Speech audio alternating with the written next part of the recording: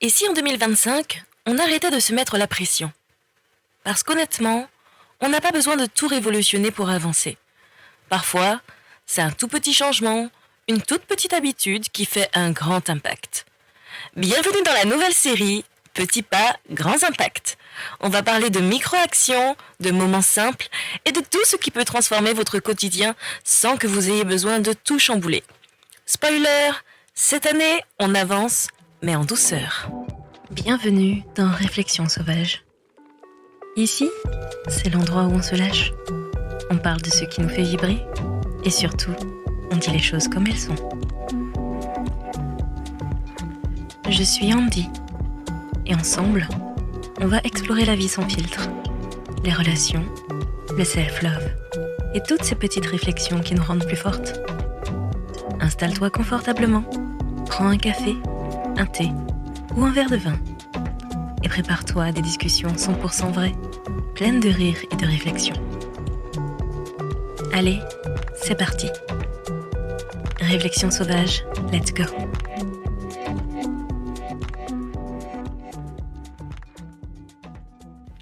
Série Petits pas, grands impacts. Épisode 1. Changer une habitude, pas toute ta vie. Alors on est le 1er janvier, au moment où j'enregistre cet épisode. Et je suis sûre qu'il y a déjà une liste de résolutions ambitieuses qui traînent quelque part chez vous. Sur votre frigo, dans votre téléphone ou dans votre tête en mode « Cette année, je me transforme en Beyoncé croisée avec Einstein et un moine bouddhiste ». On veut toujours tout changer d'un coup. Être ultra productif, manger 100% sain, lire un livre par semaine, apprendre le japonais et pourquoi pas courir un marathon avant Pâques. Mais soyons réalistes, combien de ces résolutions vont tenir jusqu'à février ? Spoiler, pas beaucoup. Et pourquoi ? Parce qu'on essaie de tout révolutionner et c'est la meilleure façon de ne rien changer du tout. Aujourd'hui, je vous propose un truc plus simple mais bien plus puissant. Changer une petite habitude, pas un grand bouleversement.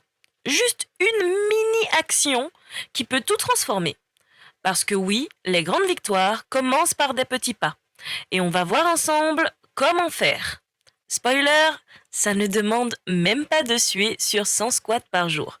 Croyez-moi, j'ai essayé.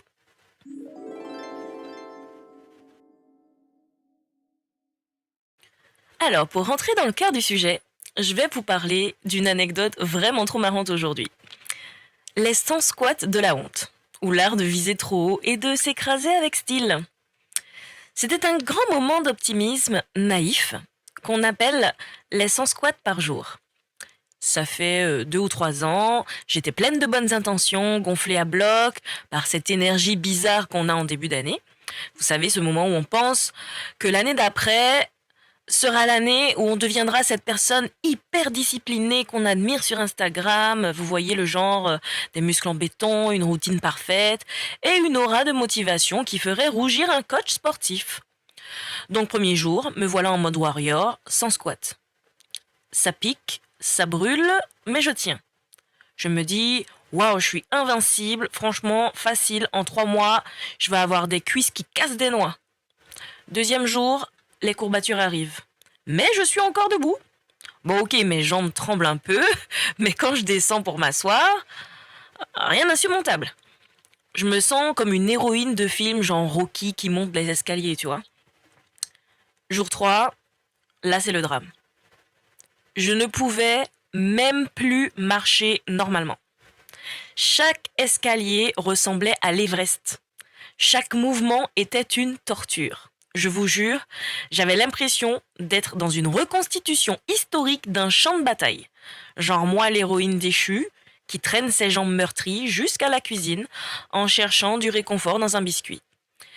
Et c'est là que j'ai fait ce que toute personne sensée aurait fait. J'ai abandonné.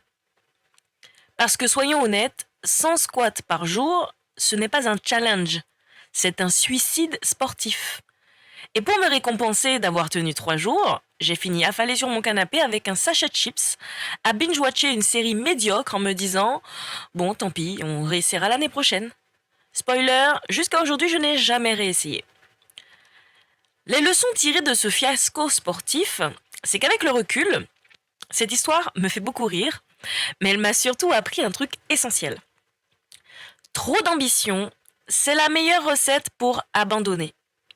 Quand on vise trop haut, on se fatigue, on se démotive, et au final, on reste planté là où on a commencé, sauf qu'en bonus, on a des jambes en compote et un ego un peu froissé de ne pas y être arrivé. Et là, j'ai compris une vérité universelle. Ce ne sont pas les grands défis extrêmes qui changent nos vies. Ce sont les petites actions qu'on peut répéter encore et encore sans y laisser notre santé mentale ou physique. Imaginez que vous êtes au bord d'une rivière et que vous devez traverser. Vous pouvez essayer de faire un grand bond spectaculaire, mais il y a 90% de chances que vous finissiez trempé ou alors vous vous posez sur un caillou après l'autre à avancer doucement et arriver de l'autre côté avec les pieds au sec. Les petits pas, c'est ça. Poser un caillou à la fois au lieu d'essayer de sauter comme un super-héros. Pourquoi viser petit, c'est viser juste ? Parce qu'on vit dans une société qui valorise les exploits spectaculaires. Les avant-après impressionnants. On les voit tous sur Instagram, les « j'ai perdu 20 kilos en un mois », les « je me lève à 5 heures du matin pour méditer et courir 10 km avant de petit déjeuner ». Mais la vérité, c'est que ces histoires sont rares et souvent irréalistes, ou alors elles laissent des séquelles. Le vrai changement, celui qui dure, c'est celui qu'on construit tout doucement, avec des actions simples et faisables. Un petit pas aujourd'hui, un autre demain, rien de dramatique, rien de spectaculaire, mais des gestes qui deviennent des habitudes et qui au bout d'un moment font une énorme différence. C'est comme cette histoire de bocal qu'on remplit avec des cailloux. Si vous essayez de mettre des gros blocs d'un coup, ça déborde. Mais si vous commencez par les petits graviers, tout s'imbrique et votre bocal se remplit parfaitement. Les petits pas, c'est pareil. Un exemple tout bête. Au lieu de me relancer dans un défi sportif absurde des 100 squats, j'avais décidé de commencer par un truc ridicule de simplicité. Genre prendre un verre d'eau en me levant le matin. Pas un marathon, pas une séance de yoga. Juste un verre d'eau. Vous allez me dire, mais ça change quoi ? Eh bien, ça change tout. Parce que ce geste, aussi petit soit-il, m'a donné une mini-victoire quotidienne. Et vous savez quoi ? Une victoire en appelle une autre. Un jour, c'était le verre d'eau. Le lendemain, c'était prendre 10 minutes pour respirer avant de plonger dans ma journée. Et petit à petit, tu construis une routine plus équilibrée sans jamais te sentir submergé. Morale de l'histoire ? Les petits pas, c'est ça qui fait les grandes victoires. Et si vous doutez, rappelez-vous de mes 100 squats. Allez-y doucement. Soyez patient avec vous-même et surtout, ne sous-estimez jamais le pouvoir d'une petite action. Répétez jour après jour. Parce qu'au bout du compte, ce sont ces petites briques qui construisent le mur.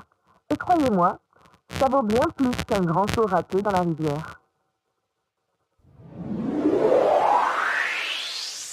Les conseils sauvages. Je vais vous donner des exemples pratiques pour commencer petit et des petites méthodes pour réussir sans pression. Voici quelques idées pour mettre tout ce dont on a parlé en pratique dès aujourd'hui. Par exemple, remplacez 10 minutes de scrolling Instagram, Facebook, Snapchat, etc. par une promenade. Et si vous n'avez pas envie de sortir, regardez par la fenêtre et respirez. Vous verrez, c'est déjà ça. Par exemple, vous pouvez aussi faire comme moi. Buvez un verre d'eau dès le matin. Sérieusement, c'est tout bête, mais ça réveille votre corps et votre organisme doucement, et ça fait du bien. Vous pouvez aussi prendre une minute pour respirer avant de vous lancer dans votre journée, plutôt que de sauter direct sur votre téléphone. Pas besoin de méditer comme un moine, juste respirer profondément. C'est fou comme ça peut changer votre humeur. Et pour les maniaques du rangement et du ménage comme moi, vous pouvez aussi ranger un objet par jour. Le tiroir du chaos dans votre cuisine ou de la pièce pas complètement rangée et fourre-tout, ça vous fera du bien. Une fourchette à la fois, et un jour, tout finira par être rangé. Le plus important finalement, c'est de choisir une habitude qui vous semble faisable, agréable, et pas un truc qui ressemble à une punition. Et voilà mes petits conseils sauvages. Premièrement, choisissez une habitude à la fois. Pas 10, pas 5, juste une. Si vous essayez de tout changer d'un coup, vous allez vous noyer. Prenez une chose qui vous semble accessible, comme boire plus d'eau ou marcher un peu chaque jour, et je vous assure que ça vous fera du bien. Deuxièmement, rendez-la simple et répétable. Pas besoin que ce soit compliqué. Si c'est trop ambitieux comme 100 squats par jour, vous allez lâcher. Une petite action quotidienne vaut mieux qu'un grand effort une fois par mois. Troisièmement, ne cherchez pas la perfection. Cherchez la constance. Vous avez raté un jour ? Ce n'est pas grave. Ce qui compte, ce n'est pas de faire tout parfaitement, mais de recommencer sans culpabiliser. Et quatrièmement, et c'est le conseil sauvage le plus important, célébrez vos victoires, même les plus petites. Vous avez bu un verre d'eau ce matin au lieu d'un café ? Eh bien bravo, c'est un pas en avant. Prenez le temps de reconnaître vos progrès, ça motive pour pouvoir continuer et en faire toujours plus.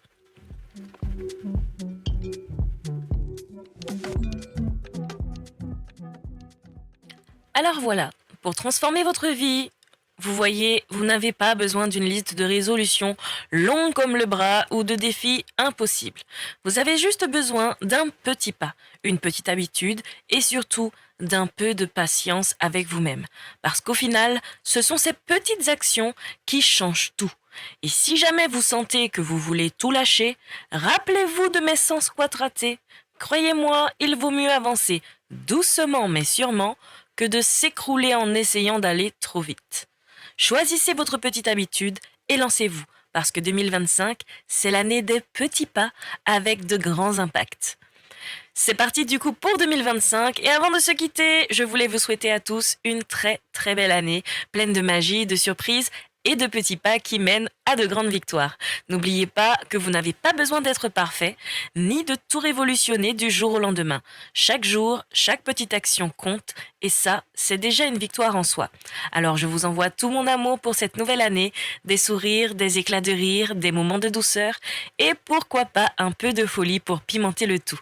Et surtout, souvenez-vous que vous êtes déjà assez, et que cette année, on avance ensemble avec légèreté et beaucoup d'amour de soi et d'humour. Meilleurs vœux sauvages pour 2025 à vous tous et toutes et à très vite pour le prochain épisode. Allez, on respire, on sourit et on commence cette nouvelle année avec douceur. Bonne année à tous!